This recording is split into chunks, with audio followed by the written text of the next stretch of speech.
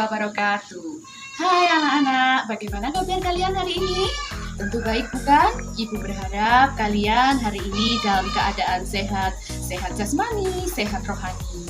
Badan kalian sehat, pikiran kalian juga sehat. Dalam artian apa? Kalian tidak bosen, kalian tidak jenuh di rumah. Walaupun sebenarnya jenuh anak-anak ya. Sama, ibu di rumah juga jenuh dengan pembelajaran hari ini. Tetapi kita harus bijak dengan suasana yang seperti sekarang ini. Sekarang musim pandemi, jadi anak-anak harus tetap semangat untuk belajar. Oke? Mari kita Pokemon untuk belajar tema 2, subtema 1 di PB 4 dan 5. Nah, kita akan belajar di tema 2, selalu hemat energi, dan subtema 1, sumber energi. Apa tujuan kita untuk belajar itu? Tujuannya tentu untuk mengingatkan kalian agar selalu hemat energi. H itu artinya adalah segala sesuatu yang harus kita terima. Dan kewajiban itu adalah segala sesuatu yang harus kita kerjakan. Nah, sekarang kalian tentu sudah tahu kan apa artinya hak dan kewajiban? Nah, anak-anak, kewajiban dan hak itu harus kita laksanakan dengan seimbang. Kita tidak boleh menuntut hak kalau belum melaksanakan kewajiban. Kita juga tidak boleh melaksanakan kewajibannya saja tanpa mendapatkan hak. Nah, jadi kita harus melakukannya secara seimbang. Seperti itu ya anak-anak ya. Nah, anak-anak, energi itu merupakan sumber daya alam. Nah, kalian tentu masih ingat ya dari pembelajaran kita di tema yang sebelumnya, di subtema yang sebelumnya ya, maksudnya Bu Guru, bahwa sumber daya alam itu dibagi menjadi dua, ya. Ada sumber daya alam yang dapat diperbarui dan ada sumber daya alam yang tidak dapat diperbarui. Anak-anak, kembali lagi kepada hak dan kewajiban tadi, bahwa sumber daya alam itu juga harus kita lestarikan, harus kita jaga. Itu kewajiban kita.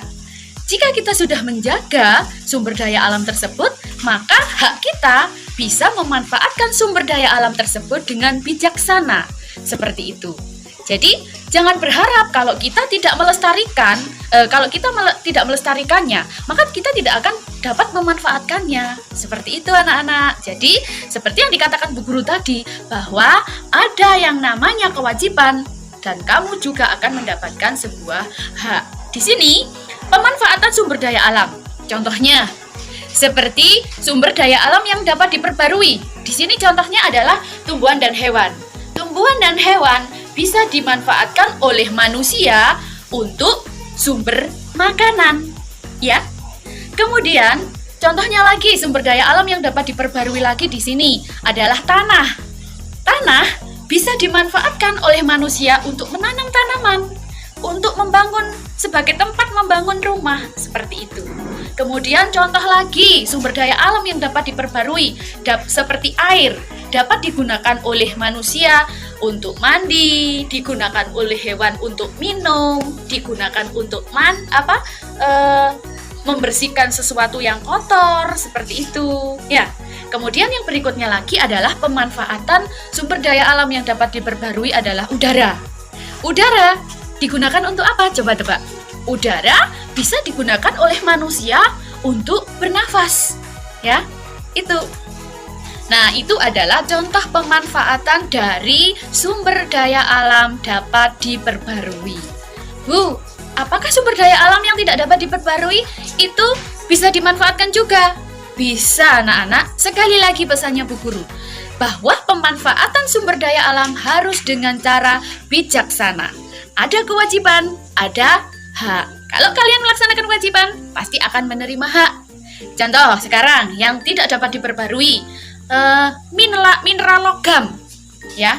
Mineral logam contohnya emas, oleh manusia digunakan untuk apa coba? Digunakan sebagai perhiasan. Kemudian contoh sumber daya alam yang tidak dapat diperbarui non logam, seperti gipsum untuk cat, bahannya cat ya anak-anak ya. Kemudian apalagi dan masih banyak yang lain, nanti bisa kalian cari di buku atau di sumber-sumber yang lain. Nah, sekarang selain sumber daya alam mineral, ada juga sumber daya alam energi. Contohnya di sini sumber daya alam energi itu apa? Minyak dan gas. Nah, ini bisa digunakan sebagai sumber energi. Energi apa? Sumber energi macam-macam ya, seperti minyak, gas itu untuk sumber energinya kompor, kemudian seperti bensin untuk sumber energinya mobil, kemudian ada lagi mungkin banyak lagi anak-anak ya, masih banyak lagi, nanti kalian juga bisa mencari contohnya apa saja yang ada di situ. Itu adalah pemanfaatan sumber daya alam. Dan ada juga hak dan kewajiban yang harus kita lakukan. Seperti itu. Anak-anak, agar kalian menguasai dalam pembagian sumber daya alam atau contoh-contohnya, maka coba kalian perhatikan penjelasan Bu Guru berikut ini. Nah, anak-anak, jadi kalian sudah mendengarkan dari pemanfaatan sumber daya alam, baik yang dapat diperbarui maupun tidak dapat diperbarui. Untuk lebih menegaskan lagi konsep tentang pengelompokan sumber daya alam, coba kalian perhatikan penjelasan Bu Guru saat ini. Sumber daya alam itu dibagi atau dikelompokkan menjadi dua, yaitu dapat diperbarui dan tidak dapat diperbarui. Sumber daya alam yang dapat diperbarui, contohnya di sini adalah tumbuhan, hewan, tanah, air, udara. Ya, kemudian sumber daya alam yang tidak dapat diperbarui, contohnya di sini adalah mineral dan energi. Mineral di sini masih dibagi lagi menjadi mineral logam, contohnya emas, timah hitam, seng, mangaan. Dan mineral non-logam, contohnya gipsum, belerang, kuarsa. Sedangkan energi, contohnya adalah minyak dan gas, yang mana tadi pemanfaatannya sudah Bu Guru jelaskan. Oke, anak-anak, untuk berikutnya Bu Guru sekarang punya sebuah paragraf. Nah, paragraf tentang sumber daya alam. Beberapa sumber daya alam di Indonesia dapat dijadikan sumber energi alternatif karena jumlahnya yang melimpah. Contohnya antara lain di daerah pantai-pantai Indonesia yang berangin dapat dijadikan pusat pembangkit listrik tenaga angin. Di daerah pegunungan yang memiliki aliran sungai yang besar dapat dijadikan pusat pembangkit listrik tenaga air. Di daerah pegunungan dengan sumber air panas atau panas bumi dapat dijadikan pusat pembangkit listrik tenaga panas bumi. Di daerah dataran rendah yang panas juga dapat menggunakan sel surya sebagai pengganti sumber energi yang menggantikan listrik. Nah, ini adalah contoh dari sebuah paragraf yang mana kalian tentu masih ingat ya, ciri-ciri dari paragraf. Penulisan awal paragraf menjorok ke dalam, kemudian akhir kalimat diberi tanda titik seperti ini. Awal kalimat menggunakan huruf besar. Nah, seperti itu. Anak-anak, untuk lebih lengkapnya ciri-ciri dari paragraf coba perhatikan berikut ini. 1. Memiliki sekurang-kurangnya satu gagasan pokok. Ya. Yang kedua, terdiri dari gagasan pokok dan gagasan pendukung. Jadi setiap paragraf itu ada gagasan pokok dan gagasan pendukungnya. Yang ketiga, minimal terdiri dari 5 kalimat. 5 kalimat ini sudah terdiri dari satu gagasan pokok dan 5 gagasan pendukung, anak-anak. 4. Penggunaan bahasa dapat dipahami. Yang kelima, kalimat pendukung memiliki hubungan erat dengan kalimat utama. Ini yang akan kita pelajari nanti lebih dalam. Yang keenam, penulisan awal kalimat menjorok ke dalam seperti yang tadi dijelaskan oleh Bu Guru. Nah, ini yang akan kita pelajari di sini. Kalimat pendukung memiliki hubungan erat dengan kalimat utama. Maksudnya bagaimana? Nah, ini contoh dari paragraf itu tadi ya. Ada yang disebut sebagai satu paragraf, satu gagasan pokok, kalimat pokok yang di sini ya. Nih, jadi ini kalimatnya ada 1, 2, 3, 4, 5. Maaf, ini tidak ada titiknya ini ya, kurang titik ini. Tadi titiknya kehapus. Nah, ini ada 5 kalimat. Yang mana satu kalimat itu adalah gagasan pokok dan 4 kalimat lainnya disebut sebagai gagasan pendukung. Kalau dibuat peta konsepnya seperti ini, ya. Gagasan pokok berada di tengah-tengah, sedangkan gagasan pendukung ada di sampingnya. Jadi gagasan pendukung itu mendukung dari gagasan pokok. Itu hubungannya. Jadi tidak boleh kita membuat gagasan pokok tidak ada hubungannya dengan gagasan pendukung. Maka paragraf itu tidak akan menjadi paragraf yang match atau paragraf yang cocok ya. Jadi kalau kita membuat kalimat gagasan pokok ya harus sesuai dengan gagasan pendukung. Kalau mau membuat gagasan pendukung ya harus sesuai dengan gagasan pokok. Jadi intinya saling keterhubungan. Itulah yang dimaksud dengan hubungan antar gagasan, yaitu antar gagasan pendukung dan gagasan pokok. Seperti itu anak-anak ya. Jadi saya harap kalian lebih jelas. Nah, sekarang agar kita tidak capek, maka mari kita bernyanyi dulu. Ayo kawan kita bersama menanam jagung di kebun kita. Ambil cangkulmu, ambil pangkurmu, kita bekerja tak jamu-jamu.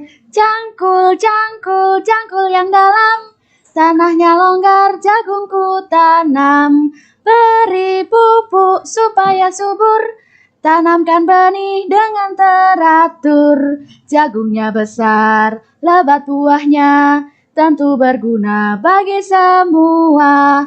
Cangkul, cangkul, aku gembira menanam jagung di kebun kita.